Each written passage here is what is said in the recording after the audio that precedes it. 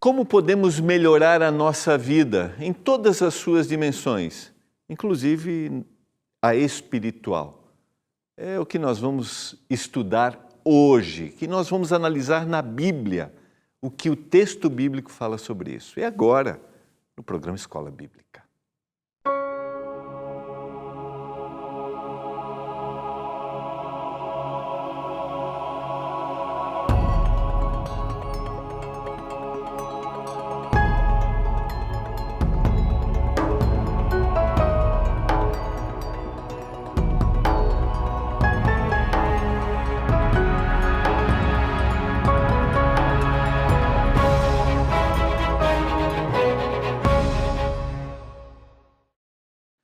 Olá, tudo bem com você? Estamos juntos mais uma vez aqui no programa Escola Bíblica, juntos em 2023, agora juntos em 2024, começando uma nova temporada, estudando a Bíblia com a nossa instrutora bíblica virtual, a Esperança.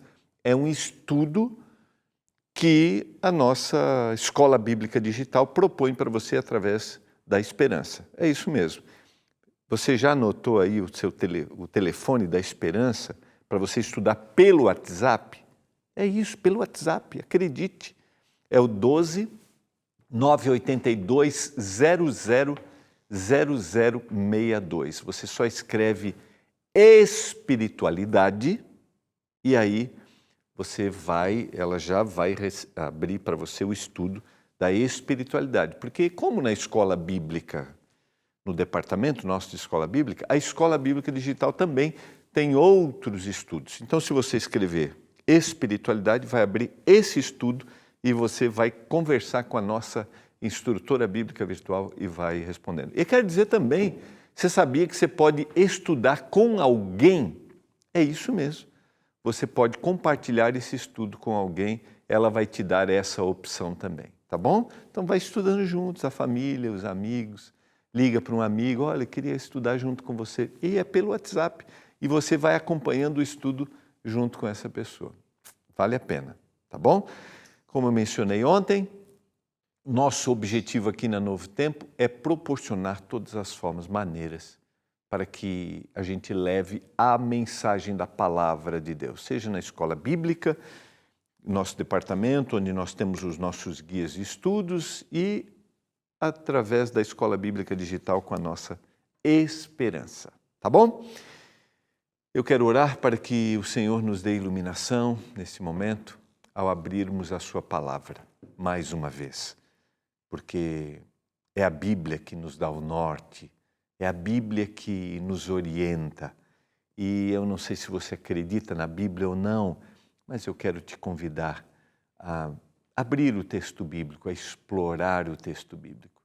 E desenvolver a espiritualidade é desenvolver a vida, como eu mencionei ontem. A gente vai explorar um pouquinho mais isso hoje, tá bom? Vamos orar? Pai, nós vamos estudar a Tua Palavra. Muitos dos nossos telespectadores, ao longo dessa temporada, estarão estudando com o celular, através do WhatsApp, que ao irem para o estudo, ao abrirem a Bíblia, eles sejam tocados e transformados pelo Espírito Santo, como a gente é tocado aqui quando estamos no estúdio. Eu suplico isso em nome de Jesus. Amém. Vamos lá, quero convidar você a abrir a Bíblia. Se você já fez esse primeiro com a Esperança, você vai ver que eu vou detalhando, ampliando. Se você ainda não fez, você pode ir fazendo e conversando comigo. Quero recordar o que a gente estudou ontem, que é extremamente importante, tá? Nossa temporada é como melhorar a espiritualidade, estudando pelo WhatsApp com a nossa Esperança. Porque melhorar a espiritualidade é a lição que a gente está abordando, né? E a gente viu ontem que nós temos várias dimensões que fazem parte da nossa vida. Que é espiritual, físico, emocional, poderia colocar social, mas nós somos um ser integral, nós somos um só. Então, quando nós vamos pensar em melhorar a vida, devemos pensar nas dimensões, mas devemos olhar para a gente um só, como um só, né? Porque, biblicamente, nós somos um ser que está interligado. Tá? Nossa espiritualidade está ligada com as nossas emoções e com o nosso físico. A gente não consegue separá-las. A gente viu ontem exemplos bíblicos de pessoas sentindo uma emoção e aquilo atingindo fisicamente e dando dimensões espirituais para aquela situação. A gente trouxe o exemplo de José, em Gênesis capítulo 43, vale a pena ler todo o capítulo, e trouxemos também o exemplo da viúva, da morte, né, do filho da viúva de Naim, em Lucas capítulo 7, a partir do verso 12. Então vale a pena você ler essa história. Em um, José sente, né, no seu intestino aquela emoção de encontrar com os irmãos, ele sai para chorar. E o Senhor se compadece, a palavra compadecer-se ali dá a ideia de que estava mexendo com as suas entranhas, palavra usada para pulmão, para coração, para fígado, tudo que está interligado. E a gente viu que nós não conseguimos separar isso e termos essa visão é primordial. A Bíblia apresenta vários exemplos onde reações emocionais estão ligadas com o nosso físico, como eu citei. Como você avalia a sua vida espiritual, ou seja, como você avalia a sua vida.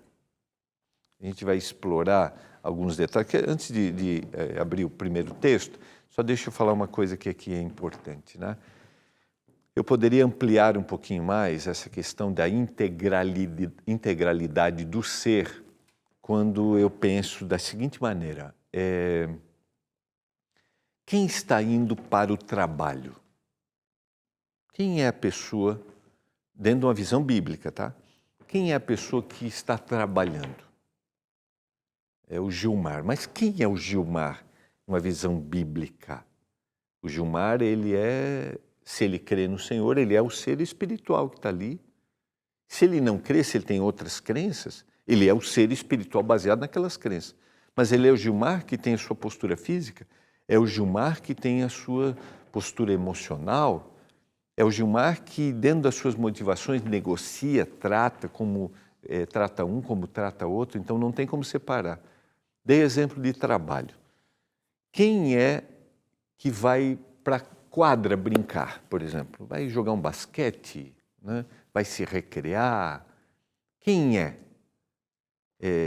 Não tem como, na visão bíblica, separar o que entrou na quadra para brincar, para jogar, é o outro. Então, o ser espiritual ficou. Não, está ali o ser espiritual também. As reações, as emoções, é aquele ser espiritual. Por isso, eu sempre gosto de dizer que há um desafio, né, quando a gente vai, às vezes, no trabalho, como a gente trata, quando a gente vai para a quadra, como a gente se comporta. Entende? Eu não estou dizendo, porque quando a gente fala sobre isso, estamos falando das nossas dimensões e o nosso lado pecaminoso, né? As nossas tendências pecaminosas. E aí você diz assim, uau, agora a angústia bateu aqui, porque... Mas o que eu quero dizer, a gente vai ver isso na sequência, que o Espírito Santo pode ir transformando o mesmo indivíduo que faz os negócios, que vai para a quadra, o mesmo que está em casa, o mesmo indivíduo que está em qualquer lugar, ele é um, ele é um. Ele não pode ser aquele, por exemplo, que tem vida cristã, religiosa, que vai à igreja, na igreja ele é um, em casa ele é outro, no trabalho ele é outro, e essas incoerências afastam as pessoas de acreditar naquilo que a gente acredita. É para a gente pensar. Então, esse é o objetivo quando a gente pensa na integralidade do ser. Eclesiastes capítulo 3, verso 11, quero continuar. Como eu vou crescer na minha vida, na dimensão espiritual? E aqui tem um aspecto importante para ser considerado. Tudo fez Deus formoso no seu devido tempo.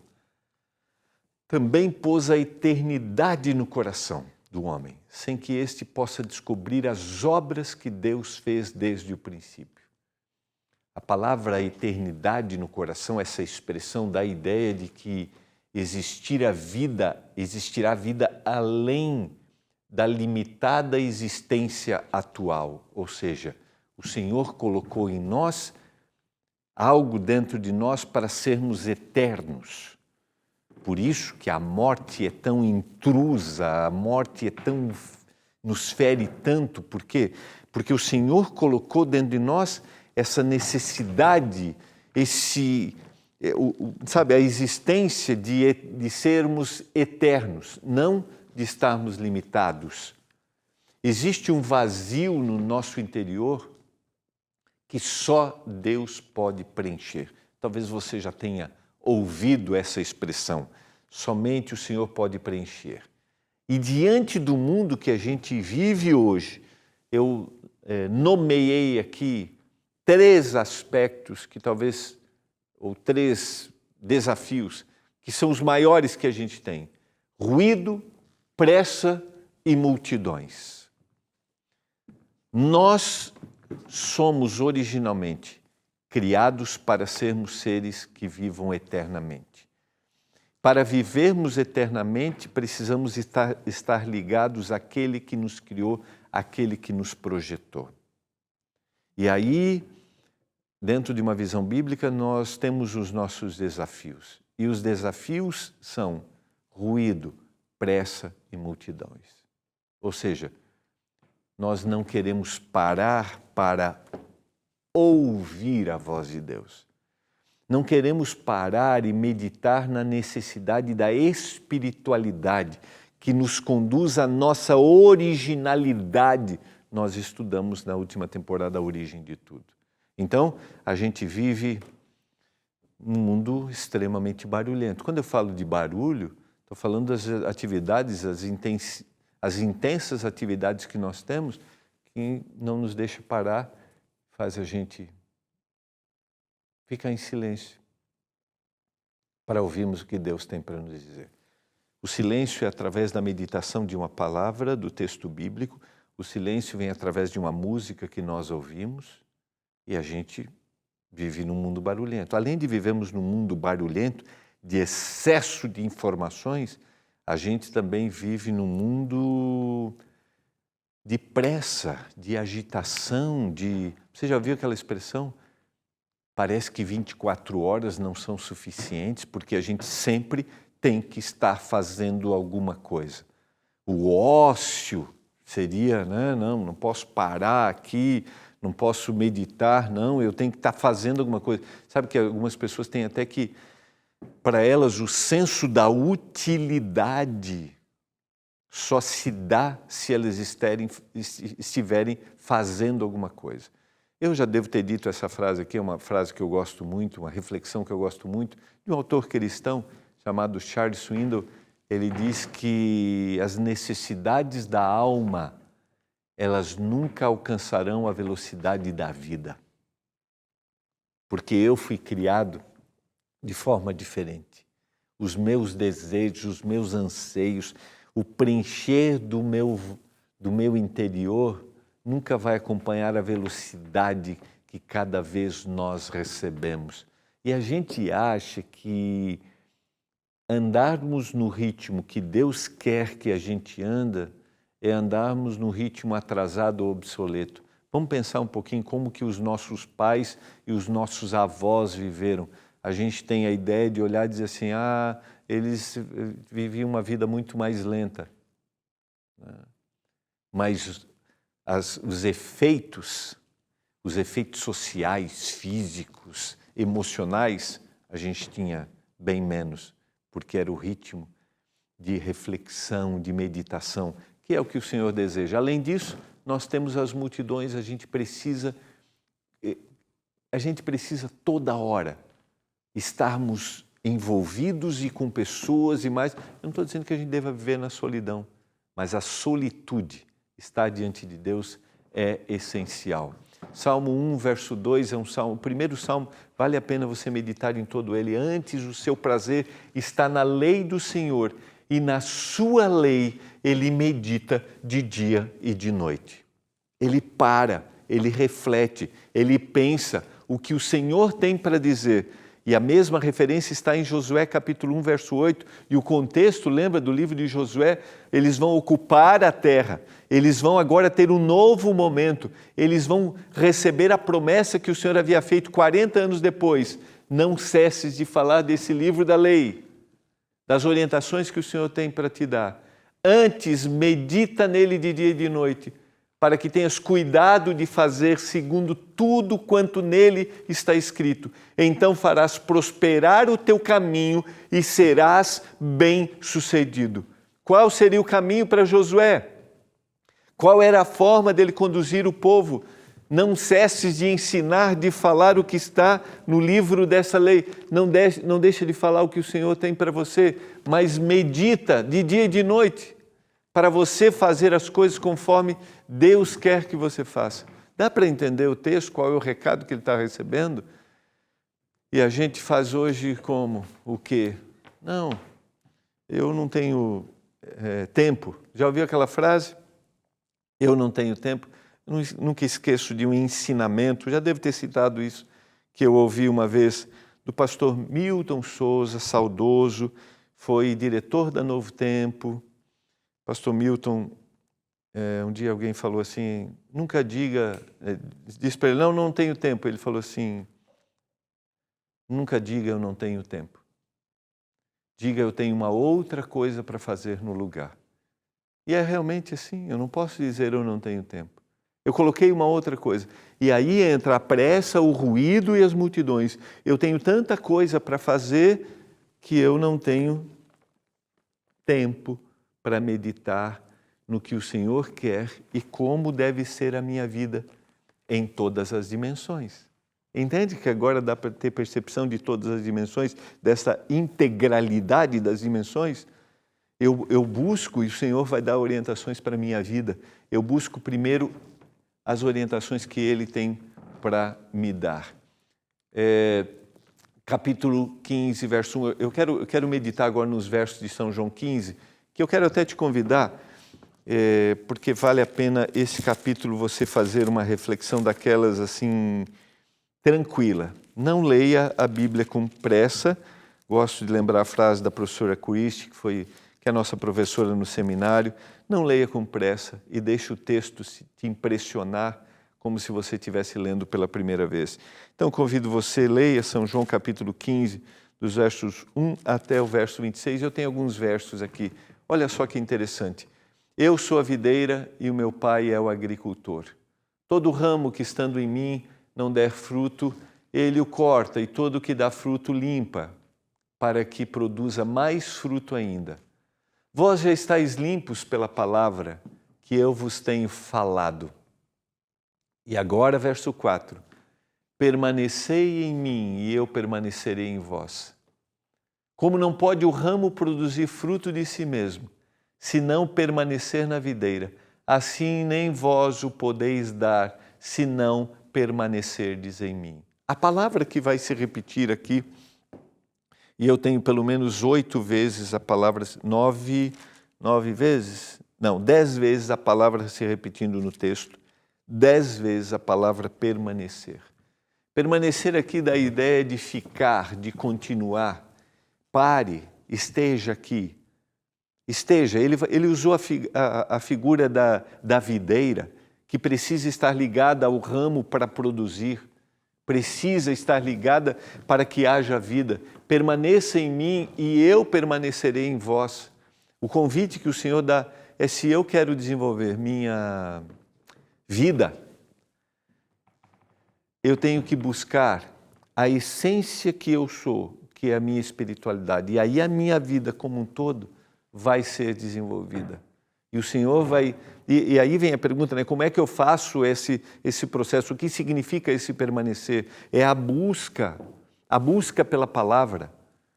É a busca que gera a confissão dos meus pecados, das minhas limitações, daquilo que eu necessito e, como consequência disso, a produção dos frutos. Então, o Senhor me impressiona com a sua palavra.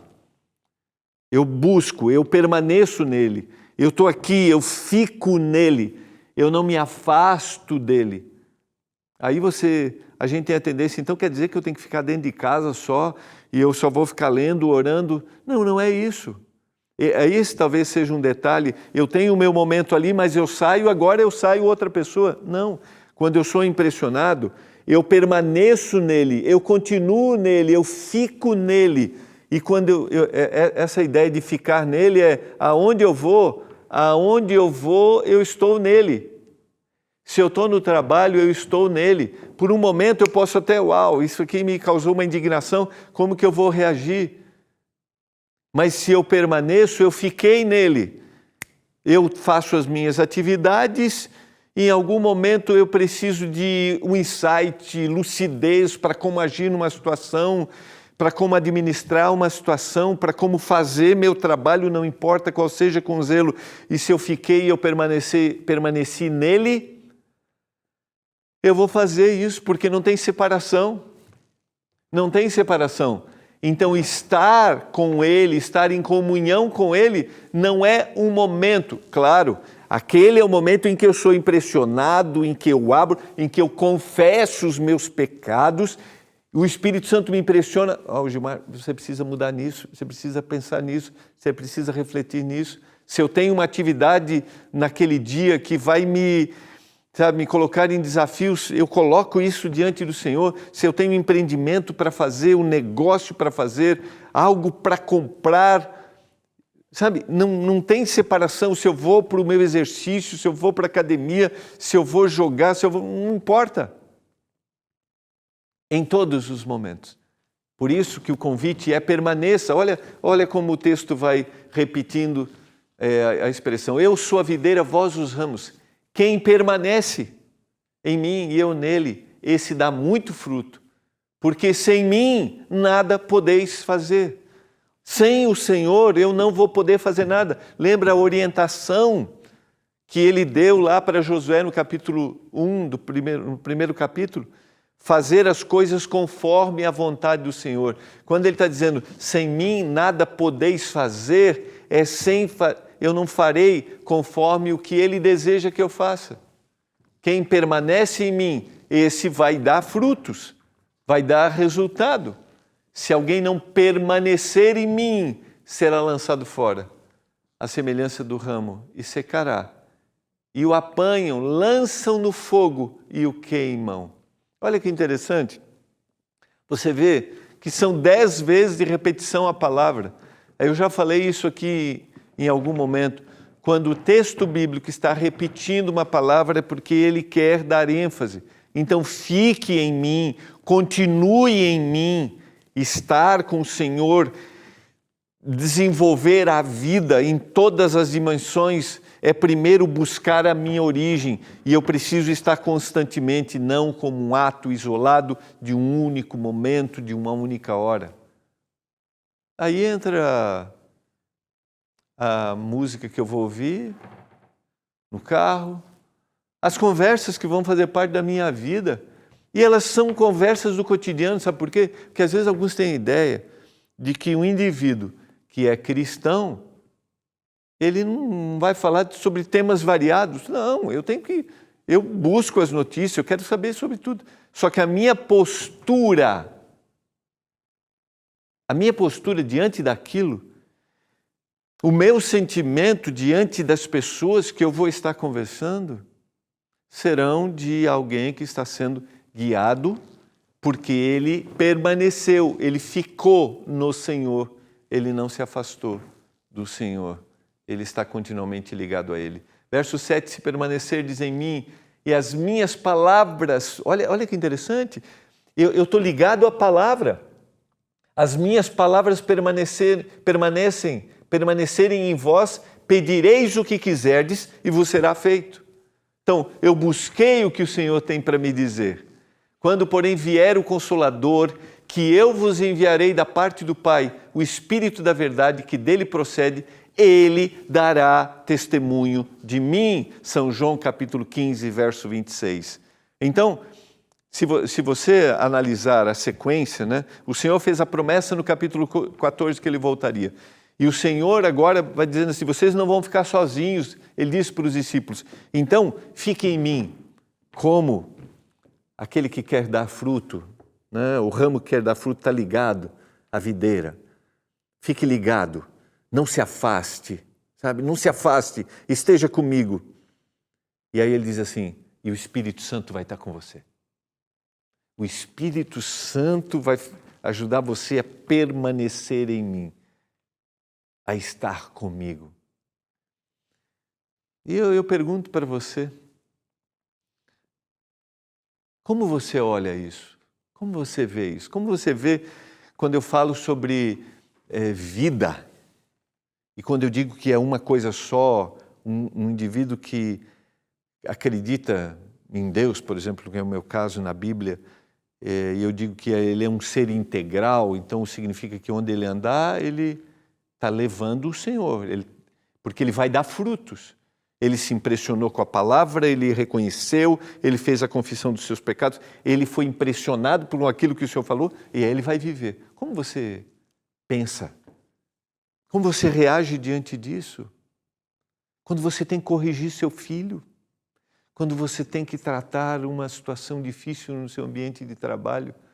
O Senhor permanece ali, mesmo que você esteja resolvendo uma questão técnica, profissional?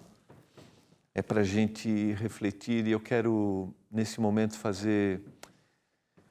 trazer para você uma reflexão. Você percebe que precisa da orientação de Deus em todas as áreas da vida?